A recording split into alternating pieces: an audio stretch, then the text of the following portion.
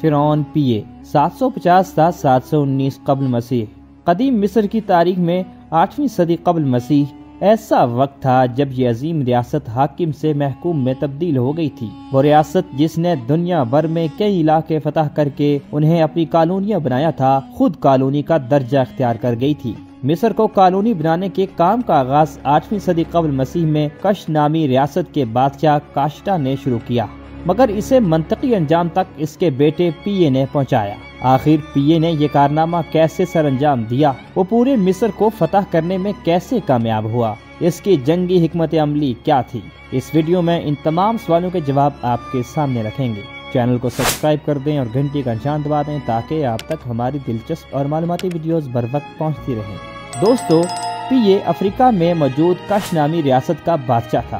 کش ریاست قدیم دور میں اس جگہ تھی جہاں آج کے دور کا ملک سوڈان ہے۔ پیے کا دوسرا نام پیانکی تھا۔ وہ مصر کے ایک بڑے حصے پر قبضہ کرنے والے مشہور حکمران کاشٹا کا بیٹا تھا۔ کاشٹا نے 8ویں صدی قبل مسیح میں مصر کی اندرونی کمزوریوں سے فائدہ اٹھا کر پرامن انداز سے بالائی مصر پر قبضہ کر کے خود کو بادشاہ قرار دے دیا تھا۔ تاہم وہ ملک کے دوسرے بڑے حصے یعنی زیری مصر پر قبضہ کرنے میں ناکام رہا۔ اس کے بعد 750 قبل مسیح میں جب اس کا بیٹا پیے تخت نشین ہوا تو اسے ورثے میں کش کی بادشاہی کے ساتھ ساتھ بالائی مصر کی حکومت بھی مل گئی، لیکن زیری مصر کے علاقوں میں موجود چھوٹی ریاستیں آزاد تھی اور بالائی مصر میں کش کی حکمرانی کے لیے خطرہ پیش کرتی تھی۔ پیے نے اس صورتحال سے نمٹنے کا فیصلہ کیا اور زیری مصر کی ان ریاستوں کو فتح کر کے پورے مصر کو محکوم بنا لیا۔ مورخین کے مطابق پیے کے دور میں زیری مصر کئی شہری حکومتوں میں تقسیم تھا۔ ان میں ٹینس، لیونتوپولس، میمفس اور ہرموپولس کی حکومتیں شامل تھیں، اور یہاں کے حکمران زیادہ تر لیبیا سے تعلق رکھنے والے وہ لوگ تھے جنہوں نے مصر میں مستقل سکونت اختیار کی ہوئی تھی۔ تاہم ان حکومتوں کا آپس میں تعاون نہ ہونے کے برابر تھا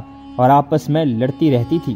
پیے نے ان کی آپسی لڑائیوں سے فائدہ اٹھانے کا فیصلہ کیا۔ تاریخ دانوں کے مطابق اس نے ان کے خلاف بڑی جنگ کی تیاری شروع کر دی، جسے بھانپ کر زیری مصر کے ان حکمرانوں نے متحد ہونا شروع کر دیا۔ تاریخ دانوں کے مطابق پیے کے خلاف ریاستی اتحاد قائم کرنے کے کام کا بیڑا سیس نامی ریاست کے حکمران تیفنخت نے اٹھایا۔ اس نے مقامی سرداروں کا اتحاد بنا کر سب سے پہلے زیری مصر کی شہری ریاست ہرموپولس کے حاکم نملوٹ کی حمایت حاصل کی۔ اس سے قبل نملوٹ کش کے حکمران پیے کا اتحادی تھا۔ اس نئے اتحاد کے ساتھ نیفنخت نے بالائی مصر کے علاقے ہیراکلیوپولس کا محاصرہ کر لیا۔ یہ علاقہ کش سلطنت کے زیر قبضہ تھا۔ جو ہی یہ محاصرہ ہوا تو ہیراکلیوپولس کے مقامی حکمران نے اپنے بادشاہ پیے سے مدد طلب کر لی۔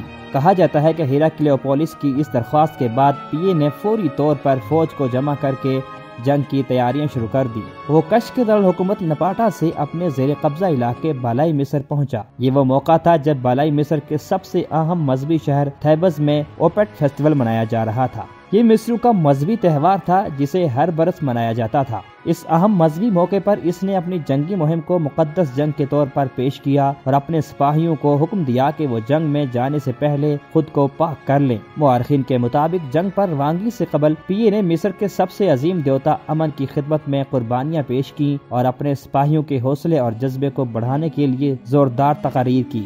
اس کی تفصیلات کو پیے نے جنگ کے بعد ایک تختی پر کندہ کرایا تھا جو پیے کی فتح کی تختی کے نام سے مشہور ہے۔ بادشاہ نے اس جنگ سے قبل اپنی فوج کو جو احکامات دیے تھے انہیں اس ڈاکومنٹ میں کچھ اس طرح سے بیان کیا گیا ہے۔ عزت مآب نے مصر بھیجی گئی فوج کو زوردار انداز میں جوش دلاتے ہوئے کہا، کھیل کی طرح رات کو حملہ مت کرنا، روشنی میں لڑنا، فاصلے سے دشمن کو جنگ کے لیے کہنا۔ اگر دشمن کہے کہ شہر سے آنے والی فوج اور گھڑ سواروں کا انتظار کرو تو تم تب تک بیٹھو جب تک ان کی فوج پہنچ نہ جائے۔ جب وہ کہے تو جنگ کرو۔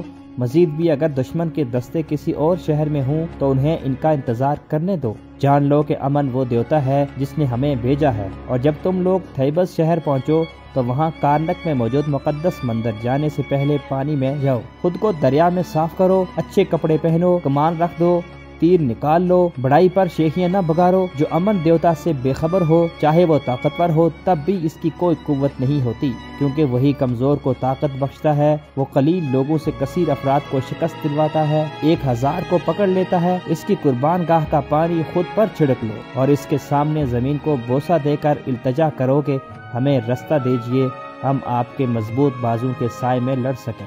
مورخین کے مطابق ان جادوئی الفاظ کے ساتھ سپاہیوں کا حوصلہ بلند کرنے کے بعد کش کا یہ بادشاہ فوج کو لے کر ہیراکلیوپولس کی طرف روانہ ہو گیا۔ اس جنگ میں پی اے کو مکمل فتح حاصل ہوئی تھی۔ اپنے شہر کو کامیابی سے بچانے کے بعد اس نے زیریں مصر کے اہم شہروں میمفس اور ہرموپولس کو بھی فتح کر لیا تھا۔ کہا جاتا ہے کہ ہرموپولس کو شکست دینے کے لیے پی اے نے 5 ماہ اس شہر کا محاصرہ کیا تھا۔ مورخین کے مطابق جنگی مہم کے دوران سیس شہر کے حکمران تیفنخت نے بھاگ کر ایک جزیرے میں پناہ لے لی تھی، جہاں سے اس نے ایک ایلچی کے ذریعے بادشاہ پی اے کو فاتح تسلیم کرتے ہوئے اپنی شکست کا پیغام بھجوایا، مگر خود پیش ہونے سے معذوری کا اظہار کیا۔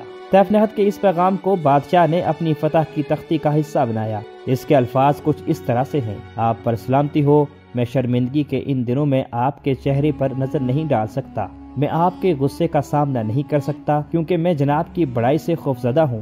آپ کا ڈر میرے جسم یہاں تک کہ میری ہڈیوں میں ہے۔ اس غلام کو اپنے گناہوں سے پاک کر دو، میری جائیداد کو اپنے خزانے میں وصول کر لیں، سونا اور ہر طرح کے پتھر یہاں تک کہ بہترین گھوڑے جتنا جلدی ہو سکے میرے پاس اپنا ایلچی بھجوائیں تاکہ وہ میرے دل سے خوف نکال سکے۔ میں اس کے سامنے مندر میں جا کر وفاداری کا مقدس حلف دے کر خود کو صاف کر دوں۔ ڈاکومنٹ میں مزید بتایا گیا ہے کہ اس پیغام کے بعد پی اے نے ایک پادری اور اپنے ایک جنرل کو تیفنخت کے پاس بھیجا تو اس نے پادری کے ساتھ مندر جا کر نہ صرف اپنی وفاداری کا حلف دیا بلکہ سونا، چاندی، کپڑے اور ہر قسم کی قیمتی پتھر بھی بادشاہ کی خدمت میں پیش کیے۔ تیفنخت کے علاوہ زیر مصر کے دیگر شہروں کے مقامی حکمرانوں نے بھی بادشاہ کی بیعت کر لی، جس کے بعد وہ ایک فاتح کی حیثیت سے واپس کش لوٹا، مگر خالی ہاتھ نہیں بلکہ اس ڈھیر سارے خزانے کے ساتھ جو زیر مصر کی ان ریاستوں کو شکست دینے کے بعد اس کے ہاتھ لگا تھا۔ اس سے متعلق فتح کی تختی میں بیان کیا گیا ہے کہ پھر جہازوں پر سونا، چاندی، تانبا، کپڑے اور زیر مصر کی ہر شے لاد دی گئی، جس کے بعد عزت مآب نے نہایت خوش دلی کے ساتھ واپسی کا سفر شروع کر دیا۔